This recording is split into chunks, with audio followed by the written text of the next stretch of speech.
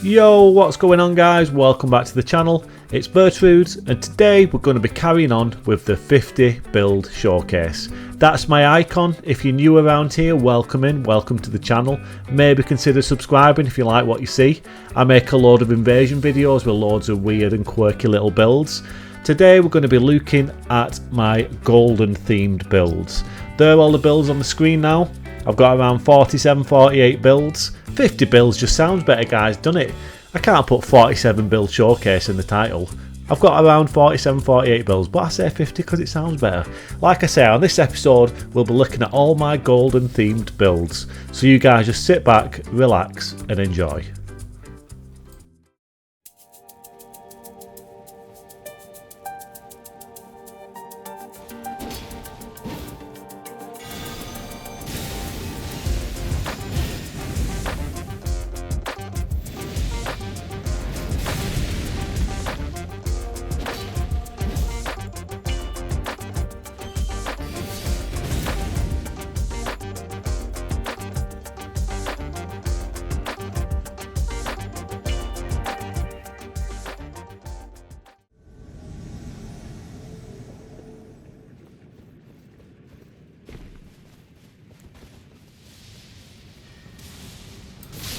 Alright guys, so we're getting straight into it with the Golden Crusader.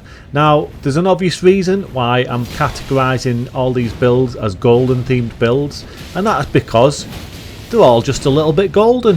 They've all got golden armour or golden type armour, they've all got golden type spells, they've all got golden type weapons. There's just a lot of gold going on. I love gold! Yeah, good kill on that first horse there. Nice display of the kit. This build is a real tanky boy. He's got a lot of poise on him. He's got some big chunky armour. I love the fashion on this build. There's something about the crucible armour that we're wearing in this one, and max torso width and arm width and all that. I just cranked everything right up. He's a big old boy and he looks like he hits the gym. It looks like a force to be reckoned with, and I just think the armour on this one looks really intimidating and makes him look extra tanky and extra hard. He's just a big old hard golden boy, isn't he? I wouldn't want to mess with him. He's got a good bit of kit on him, like I say. He's a good brawler, he's tanky, he can get in your face, he can poise through a lot of attacks, and he's got a good, well-rounded kit. We've got a lot of the good golden spells on it, as well as like triple rings of light, Radagon's rings of light, all those good spells. We've got the golden explosion. What's it called? Wrath of Gold. There you go. We've got Wrath of Gold, the big golden explosion, big boy. We've got some good weapons in the Golden Order Greatsword, which is just possibly my favourite greatsword in the game. I think this greatsword is so underrated. It hits super hard, and the Ash of War on it is just, it's just incredible. The hyper armor on this Ash of War on this sword is redonkulously, guys. If you've never used this sword, get on it and give it a go. It's a lot of fun. The Ash of War is amazing. The moveset's great. Like I say, it's a massively underrated greatsword. As well as that, we've also got Marika's hammer on the build. Good old Marika's hammer with that really sweet hard hitting Ash of War, the big super jump and slam down on your old head. Ash of War does a lot of damage, and again hyper armor on that one is insane. So you can see how this build is all coming together. It's a tanky build. We've got some hard hitting spells, incantations. We've got some very hard hitting Ashes of War that we have a lot of hyper armor on. So yeah, you know, he's a proper brawler. Very strong build to start this video off with. Definitely the strongest build I'll be showcasing today. I don't mind saying that straight off the bat. It's not really spoiling anything. It's just a really good solid build. And I think the invasions for this one are kind of speaking for themselves on it. It's a level 200 build, this one. He really does belong up at level 200. He feels real. Look at that horse. Talk about lag. Potato internet here. He really does feel like he belongs up at level 200. We need faith investment and intelligence investment. There's a lot going on with the build. We need a lot of endurance. We're in some heavy armour, and we've also got the Erd-3 Great Shield as well, which is a major part of this build, which I actually didn't mention earlier. That is a major part of the build, and it's actually kind of where the build started. I wanted to make a build with the Great Shield.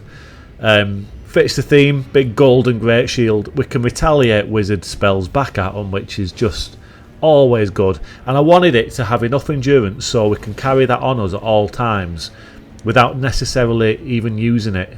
You know, I just wanted to be able to switch to it.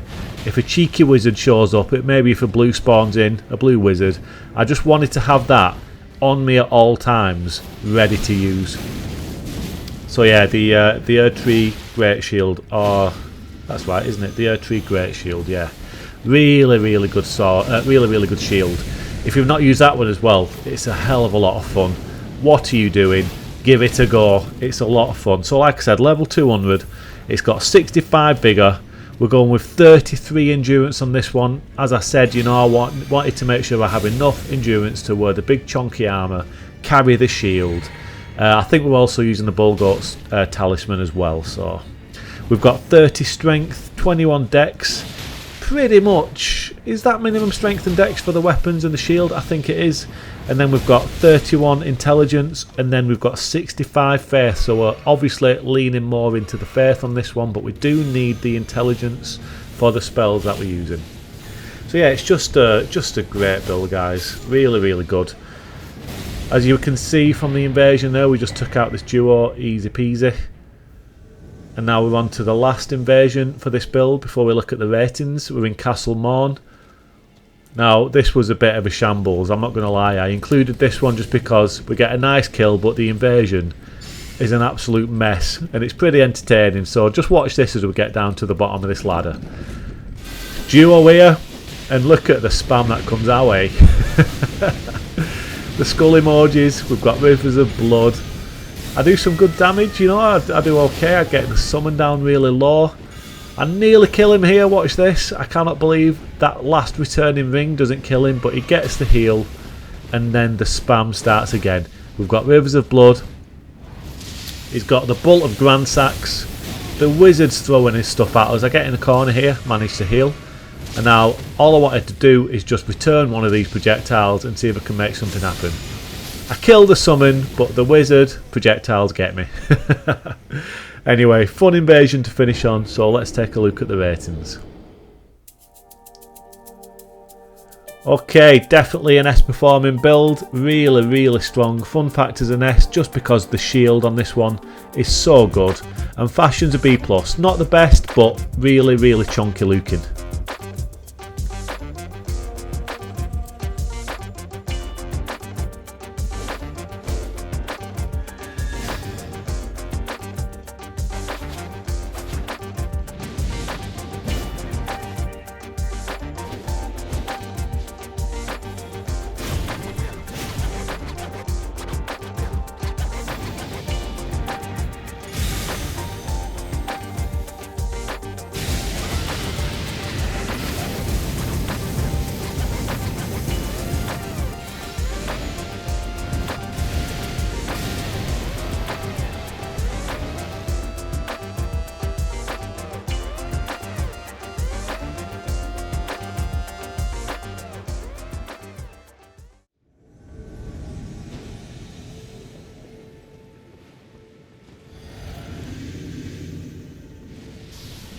So guys, the next build in the golden themed category is the Golden Demon. Now I know it's a bit of a weird name, but I couldn't really think what else to call this build, and he does have a bit of a golden demon inside in the form of Placidusax's ruin. So when that thing turns up, we do get this kind of transformation into a big golden demon. So I kind of rolled with it, I kind of stuck with it, and yeah, the Golden Demon, that's what we was left with. Now there's a game plan with this build. As you just saw on the kill with the summon, we executed it perfectly. We're using a particular incantation on this build which has caused a lot of invaders over the years a hell of a lot of heartache.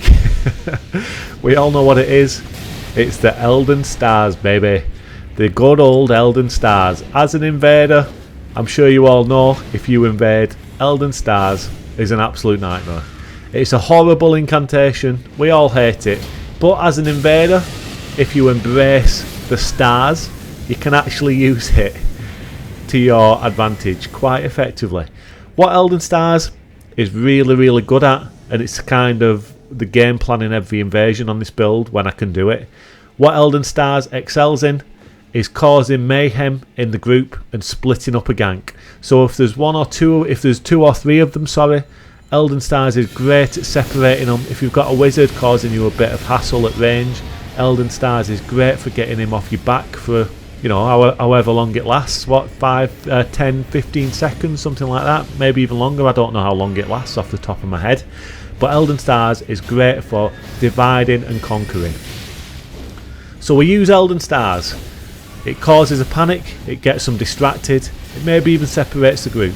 Then we can use that as our advantage and maybe, you know, push down the other member of the group, or we can use it to our advantage and use some of our Ashes of War on the person who's running from the Elden Stars. So while they're dodging the projectiles of the Elden Stars, we can whip our Halo Scythe out, or one of our Blades of the Calling that we've got on the build, and we can use the Ash of War to hit them while they're trying to dodge the Elden Star spam.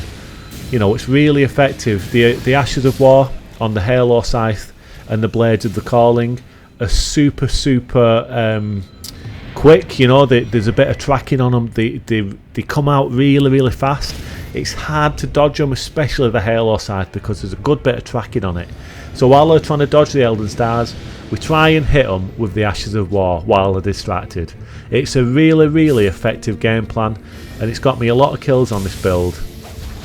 It's quite effective, you know. It's definitely not the strongest build. It's nowhere near as strong as the Golden Crusader, just in the fact that the Golden Crusader was such a tanky, brawling type build. It could really get in close. But this is very effective. Elden Stars, as an invader, I've learned to absolutely love it, and it's become my best friend. As I said, it's so good for splitting up ganks and buying yourself a bit of time. Another nice little tactic I like to use on this build with Placidu's Axe's Ruin is getting someone low health, or maybe getting them low health and sending out Elden Stars, and then while they're distracted I'll try and close the gap and I try and finish them off with the Placidu's Axe's Ruin. There's a really good little explosion on that incantation when you initially launch it, and that initial explosion does do a lot of damage, so I try and chase them down with that and finish them off in style. And if the initial explosion doesn't kill them, you've obviously got the big laser beam from the Placidu's Axe's Ruin, and that's always got a chance of hitting them as well. So just a really stylish way to finish people off when they're low health. As you could see there, we've also got Wrath of Gold on this build just because it suits the theme, nice bit of utility. And then we've also got Scarlet Aeonia. Now obviously, you know, it doesn't really fit the golden theme, but I kind of included it on this build because it's quite flashy, innit? It's quite a flashy incantation, and that is kind of what I was going for with all the incantations on this build. They're all a bit extravagant, they're all a bit flashy. Elden Stars, Placidu's Axe's Ruin, they're big, you know, dramatic spells, aren't they? So I thought Scarlet Aeonia fits in that regard, where if I can land it, it's going to look absolutely awesome. It does really good damage if you land it. It's hard to land, but when you land it, it's super stylish, as all the incantations on this build are. So that's why I included it, just for style points really. And like I say, it is mega satisfying when you kill someone with it.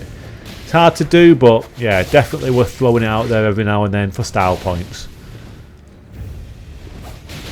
You can see we're using 2 Blades of the Calling on this host. Yeah, I've either got 2 Blades of the Calling as my main weapons, or we use 2 Michelin Knight Swords as the main weapons.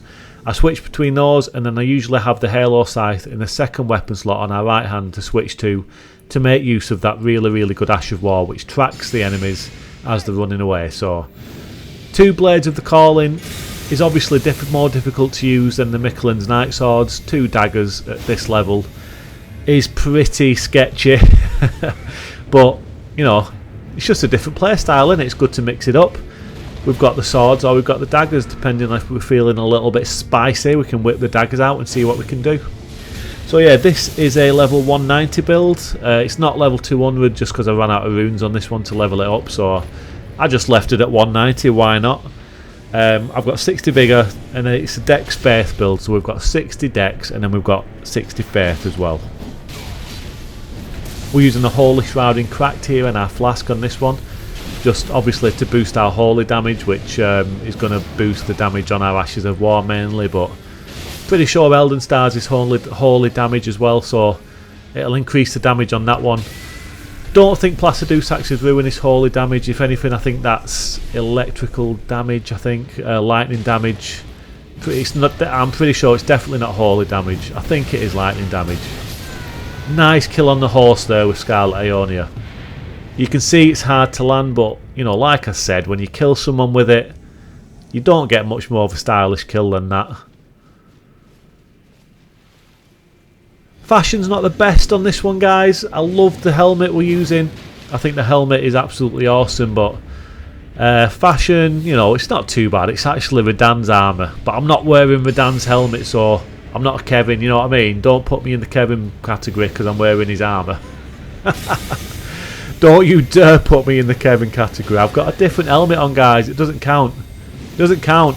But I actually had some different armour initially, but this build was just struggling a little bit with poise ratings at this level. At level 200, I'm definitely one not to bother too much with poise on my builds, you know. It's not something I always put as a priority, but at high levels, at level 200, you know, at this point in the game now, I will definitely admit that you need poise at this level. You need some good defences. You definitely need a bit of poise. If you're going into level 200 invasions with low defences and low poise, I've definitely learnt my lesson by now. At this level, level 200, everyone's doing such insane damage. You need some good armour. Lower levels you can definitely get away, in my opinion, with not really bothering about poise and all that stuff too much. You can be a bit more experimental. You can put fashion first a little bit, but at level 200, yeah, you definitely need that extra little bit of help. So, like I say, I had some different armour initially, which definitely was a lot more fashionable, but I just found this build was lacking in that area a little bit, so I just happened to have this armour on me, and I think it looks okay with the helmet, so, you know, it just helped me out a little bit, so we changed it up. Last invasion now, we're just going to see off this host, and then we're going to get into the ratings for the Golden Demon, guys.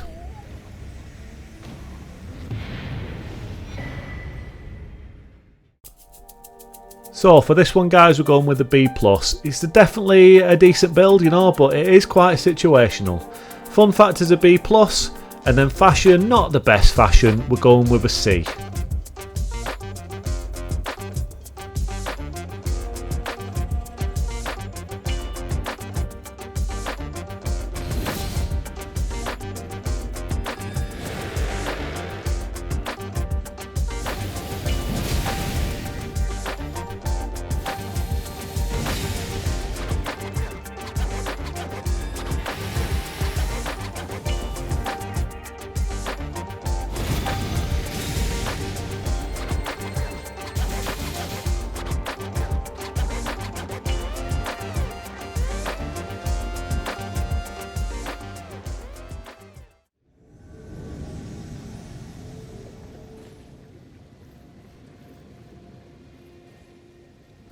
Alrighty guys, the last of our golden themed builds for this video is the Golden Bonker.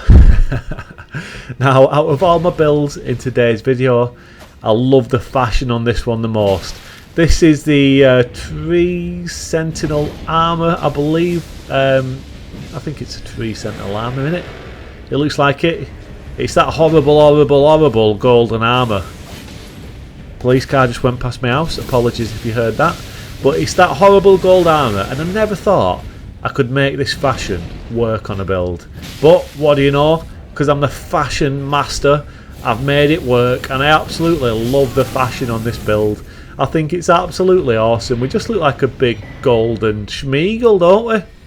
And he looks like he means business. He's got them spiky shoulders. I think this always reminds me of Gundyr from Dark Souls 3. I don't know why. I think it's just the big shoulders and the face type mask we've got on it. Obviously golden version, you know, but that's okay because it's a golden themed video, so it fits rather well.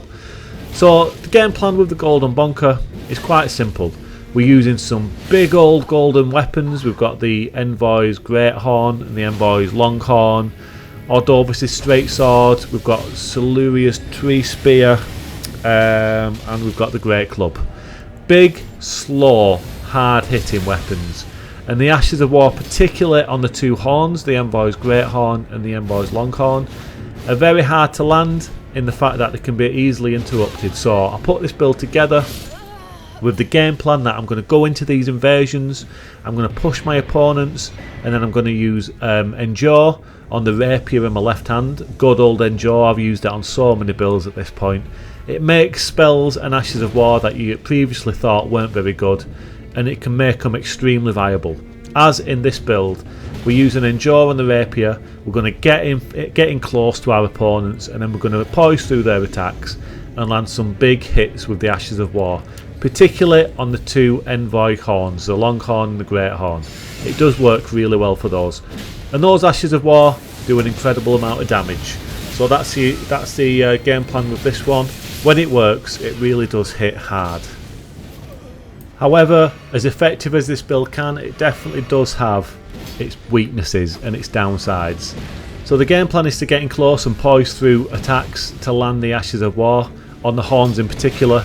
But in doing that, I make myself extremely vulnerable, because I often put myself in an extreme amount of danger doing that. So the invasions with this build, and it's done on purpose, guys, this is the game plan. I could take things a lot slower on this build and, you know, it might feel a lot more effective, but as I said, the game plan is to get in close and land these Ashes of War. So what can often happen is that I get in close and they either get melted very quickly with the Ashes of War because they hit like an absolute truck when it works, or I get in close and I end up getting absolutely melted before the Ashes of War come out, because on the Great Horn especially, it's quite slow to come out. So, you know, I do need to survive a good few seconds before before the Ash of War actually lands. So invasions on this one can be very, very mixed. They're usually either very fast and go in my favour, or they're very fast and I just get absolutely shredded. So it's a lot of fun though, you know. It's not a bad build by any stretch, it's just the way I play this build. It makes for a good old change, a good old mix up when I work around to it. And I know what I'm expecting, you know. Like I said, I could take things a lot slower on this build, but I like to just try and get in and melt them as quick as I can. Or, you know, it's just a given that I might get melted myself. So it can go either way, and it definitely keeps the invasions fresh and exciting. I just love the look of the Envoy's Great Horn as well. I mean, look at this absolute monstrosity of a weapon. It's absolutely brilliant. I love it. I absolutely love it. This is a level 200 build, guys. It was actually previously a level 125 build, but 125 has just become absolutely awful for invasions. It's just full of solo Taunter's Tongue hosts who want to duel for some reason. Go to the arena. Just get in the arena, guys. Don't waste my time with Taunter's Tongues and expect me to just come and duel you all night. No, go to the arena. So yeah, it's full of duelists. It's full of horrible gank squads. Level 125 has just become absolutely awful. So I leveled it up to like 170, 180, and I was just getting frog-walled constantly. So I leveled it up even more to 200, and that kind of fixed the problem. My invasions became a lot more reliable after that. Because of that, our stats were a bit wild. We've got 60 vigour, 73 faith, 68 strength. The stats are a little bit stupid. There was a lot more well-rounded at level 125, but, you know, as I said, I changed things up, and because of that, the stats just went a bit daft. But I don't mind that, as long as I'm getting better invasions. It is what it is. So this is the last invasion now, guys. We're getting a little bit of help from a fellow red here, as well as the big crazy rabies dog in the background. This one's coming to an end. Last invasion of the video, guys, and then we're going to get into the ratings for the Golden Bunker.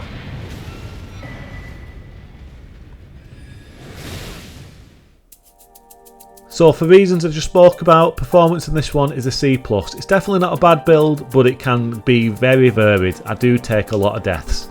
Fun factor to beat, it can be a little bit frustrating, but it is fun. Fashion, absolute S tier. And that's all the invasions I've got for you for this video, guys. I hope you enjoyed watching. Hope you're enjoying the series so far. I'll try and get a couple more episodes out before the DLC, but for now, you lot take it easy and I'll see you all soon.